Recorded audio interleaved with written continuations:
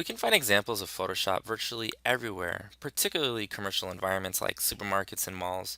And in this case, in this sports store, we've got a collage by the North Face in which a graphic designer wanted to highlight different aspects of the brand that they wanted to associate with their product, especially mountain climbing and tents and the great outdoors. Today, we're going to create a collage that captures who you are, what you love, and what you aspire to be. So here's an example that I created a few years ago, and here's another one of a student. How do we create collages and how does this work? The first step is to download that blank canvas that you're going to find in Google Classroom. And next, you're going to return to your browser and you're going to do an image search for visuals that represent who you are and what you love. So, for example, my favorite book is To Kill a Mockingbird.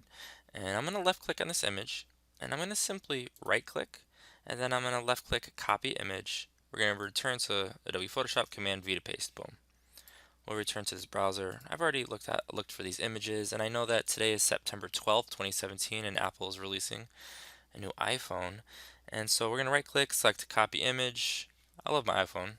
Command V, but never in class. Boom. Let's return to the Knicks. Sadly, I am a Knicks fan. We're going to copy the image. This is the year. Command V to paste. Beautiful. They're going to turn things around. Let's go Porzingis. And then finally, Honeycrisp apples every day. Right click, copy image. We're going to return to Photoshop, Command V. So we've been copying and pasting these images into Photoshop. How do we make it look pretty? Well, the first thing that we're going to do is we're going to use the Move tool. That's that tool in the upper left-hand corner of this toolbar. And we're going to make sure that Auto Select is always checked. And when our eyes drift to the right side of the screen, we can see this window right here. This is the Layers panel, or the Layers palette. And there's a relationship between the palette and what we see on the screen. So for example, if we click on layer 1, that's our To Kill a Mockingbird book cover. If I left click and hold down and drag it to the top, we can see that it's right there. Beautiful. So what's ever on top in this layers palette is on top on the visual. Likewise, we don't see that phone.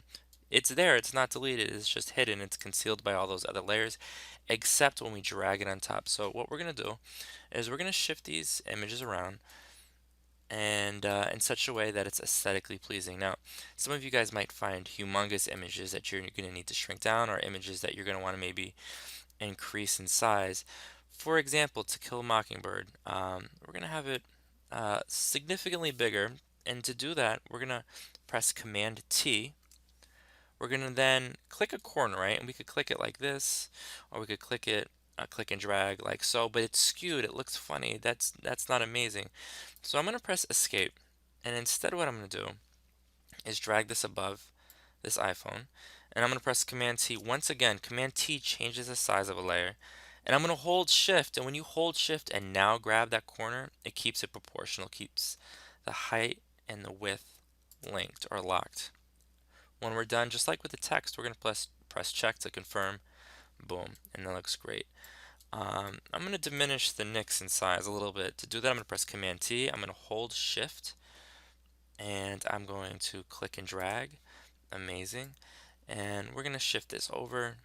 So don't forget the relationship between the layers palette and what we see. When we're done, we're going to use the text tool where you're going to write your name, first name, last name. Andrew Drost. I'm going to press Command A because right now the font is 133. That's way too big. So I'm going to make it size 24. You're going to do first name, last name, and the year 2017. I'm going to shift this over to the lower left hand corner. I'm looking for complex, intricate collages. We're going to press check to confirm the text. I'm looking for creativity. I'm looking for balance. I'm looking for lots of colors and visuals. I would encourage you to think about your favorite food, musician, athlete, flag, brand of clothing, maybe something you're passionate about, or something political that really resonates with you. I'm excited to see your work.